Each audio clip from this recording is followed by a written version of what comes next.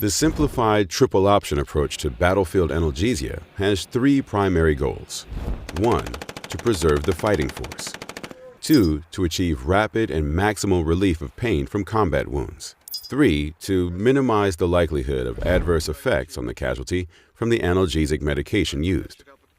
Analgesia on the battlefield should generally be achieved using one of three options depending on the level of the casualty's pain and the nature of his or her injuries. Option 1.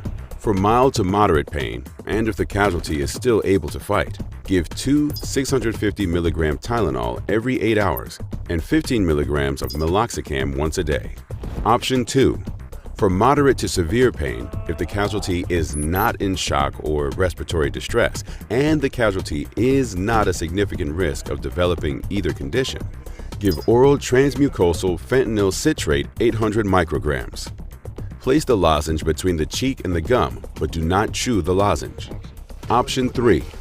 For moderate to severe pain, and the casualty is in hemorrhagic shock or respiratory distress, or is at significant risk of developing either condition, give ketamine 50 mg IM or IN, or ketamine 20 mg slow IV or IO.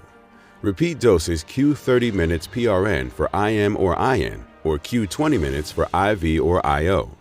Stop when either pain is controlled or the development of nystagmus, rhythmic back and forth movement of the eyes. Ketamine has a very favorable safety profile. Few, if any, deaths attributed to ketamine as a single agent. It is safe to give ketamine to a casualty who has previously received morphine or fentanyl. Remember, casualties should be disarmed after being given fentanyl or ketamine. Document a mental status exam using the AVPU method prior to administering opioids or ketamine. For all casualties given opioids or ketamine, monitor airway, breathing, and circulation closely. The fentanyl lozenge saves time because it does not require IV or IO access.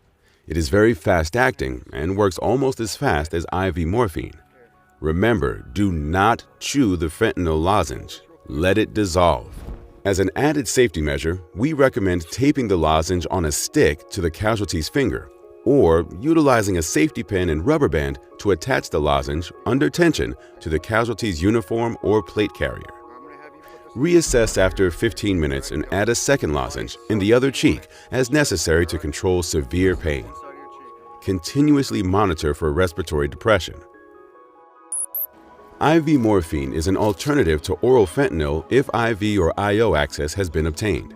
Give 5 mg IV or IO, reassess in 10 minutes, and repeat dose every 10 minutes as necessary to control severe pain. Continuously monitor for respiratory depression. Naloxone, 0.4 mg IV or IM, should be available when using opioid analgesics. Both ketamine and OTFC have the potential to worsen severe TBI. This must be considered in the analgesic decision, but if the casualty is able to complain of pain, the TBI is likely not severe enough to preclude the use of ketamine or fentanyl. Ondansetron 4 mg can be given every 8 hours as needed for nausea or vomiting. It can be given as a 4 mg oral disintegrating tablet that quickly dissolves and is swallowed with saliva.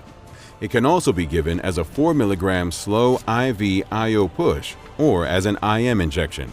Each 8-hour dose can be repeated once at 15 minutes if nausea and vomiting are not improved. Do not give more than 8 mg in any 8-hour interval. Oral ondansetron is not an acceptable alternative to the oral disintegrating tablet formulation. Promethazine is not recommended by COTC.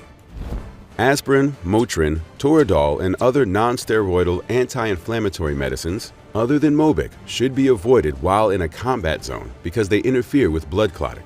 Aspirin, Motrin, and similar drugs inhibit platelet function for approximately 7 to 10 days after the last dose. You definitely want to have your platelets working normally if you get shot.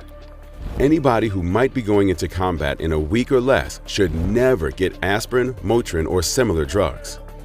Mobic and Tylenol do not interfere with platelet function. This is the primary feature that makes them the non-narcotic pain medications of choice. The contraindications for morphine and fentanyl are hypovolemic shock, respiratory distress, unconsciousness, and severe head injury. Do not give morphine or fentanyl to casualties with these contraindications. You can kill your casualty if you forget these points. Ketamine can safely be given after a fentanyl lozenge. Some practitioners use benzodiazepine medications such as midazolam to avoid ketamine side effects, but midazolam may cause respiratory depression, especially when used with opioids. Avoid giving midazolam to casualties who have previously gotten fentanyl lozenges or morphine. You can kill your casualty if you forget this. In summary, use the simplified triple option approach to battlefield analgesia. Remember the contraindications and dangers with each option and combination.